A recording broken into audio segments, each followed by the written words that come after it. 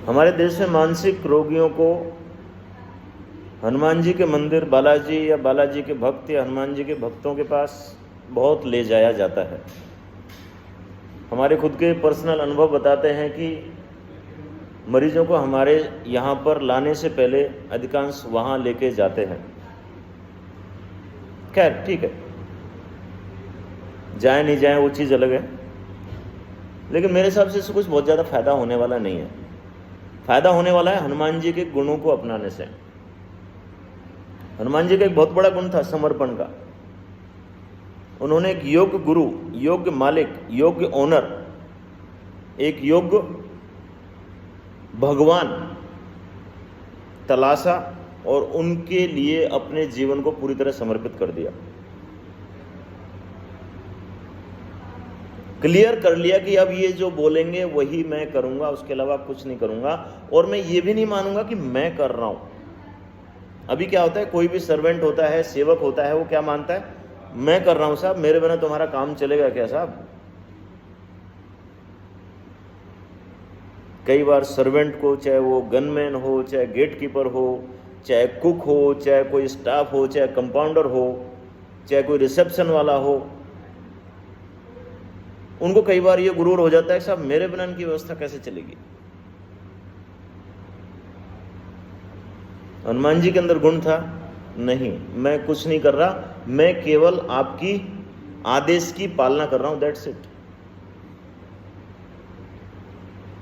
तो आज हम देखते हैं आजकल युवा वर्ग किस किस को गुरु बनाए हुए है। जो जितना ज्यादा बेवकूफ बना रहा है उसी को उससे उतना ही गुरु बनाया जा रहा है।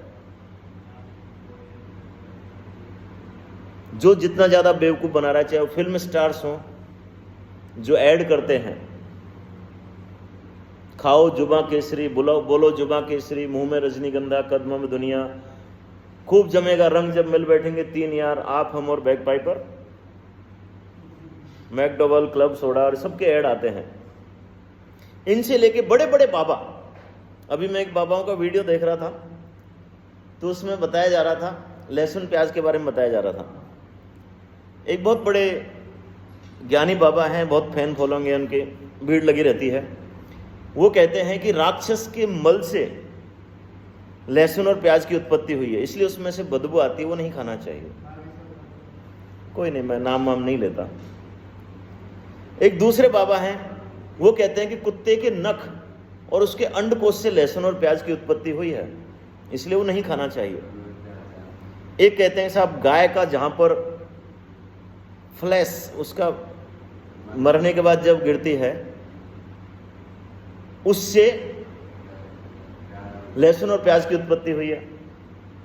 और एक बाबा कहते हैं कि अमृत की बूंदें, 2 बूंद गिरी, 1 बूंद से लहसुन की उत्पत्ति हुई और 1 से प्याज की उत्पत्ति हुई। एक बड़ी वो है साध्वी हैं, वो बोलती हैं कि मोर संभोग नहीं करते, मोर की आंख से आंसू टपकता है और मोरनी उसको पी लेती है और वो प्रेग्नेंट हो जाती है। यानी जिनको कुछ ढेला भी ज्ञान नहीं है उस चीज के बारे में, उनकी आप आदेशों की अनुपालना करते हैं, उनसे आप गाइडेंस लेते हैं, उनसे आप एडवाइस लेते हैं। मैं ये नहीं कहता कि आप मेरी मानो, मैं नहीं कहता सब डॉक्टरों की बात मानो, आप अपना दिमाग तो लगाओ, अपनी बुद्धि तो लगाओ। कोई साला गधे थोड़ी, एक कुत्ता, बिल्ली, गाय, भैंस जानवर होता है, वो अपनी बुद्धि लगाता है और वो देखता है भाई मेरे को क्या खाना है क्या नहीं खाना। कुत्ते को अगर कोई चीज हजम नहीं होती है उसके बाद उसको खाता ही नहीं है, हाँ या ना। भैंस को अगर कोई घास सूट नहीं करती उसको खाती नहीं है। और हम इंसान लोग साला चाहे खूब नुकसान कर रहा है, खूब गुटखा है, खूब पता है नुकसान कर रहा है, खूब दारू है, खूब पता है नुकसान कर रही है, खूब पता है मीठा है नुकसान कर रहा है, खूब पता है कि जलेबी, कचौरी, समोसे, पिज्जा, बर्गर, ये सारी चीज नुकसान कर रहे हैं, खूब पता है कि ये मोबाइल भी नुकसान कर रहा है, लेकिन फिर भी नहीं मानते। यानी अपनी बुद्धि विवेक को तो पता नहीं कहां बेच के रखते हैं। तो ऐसे टाइम पे भगवान का बहुत बड़ा रोल है।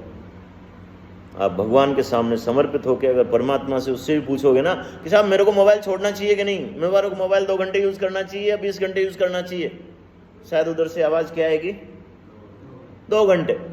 आप भगवान से पूछोगे कि भाई मेरे को भगवान, मेरे को ये दारू वारू पीनी चाहिए कि नहीं पीनी चाहिए, क्या जवाब आएगा? नहीं पीनी चाहिए। मेरे को साहब उल्टी सीधी चीजें खानी चाहिए कि नहीं खानी चाहिए, क्या जवाब आएगा?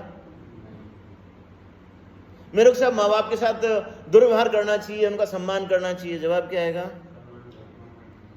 परमात्मा भगवान सब हमारे अंदर है, अगर हम उनसे बात करें, अगर उनसे गाइडेंस लें, अगर उनसे सलाह लें।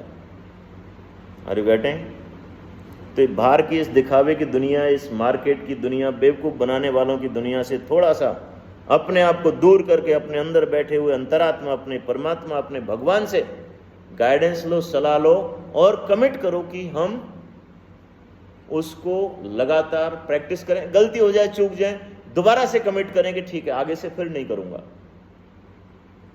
मानसिक स्वास्थ्य तबका चल रहा है, मानसिक रोग सबसे बड़े जानलेवा साबित हो रहे हैं। आज युवाओं के बर्बाद होने के, मरने के सबसे बड़ा जो कारण है वो है सुसाइड और एक्सीडेंट। और अधिकांश एक्सीडेंट इंपल्सिविटी में होते हैं, जोश में होते हैं, नशे में होते हैं। यानी कि मानसिक असंतुलन आज युवाओं के मरने का सबसे बड़ा कारण बन चुका है।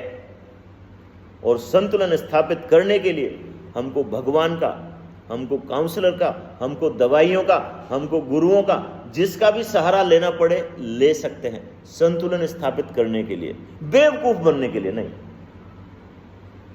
यस और नो?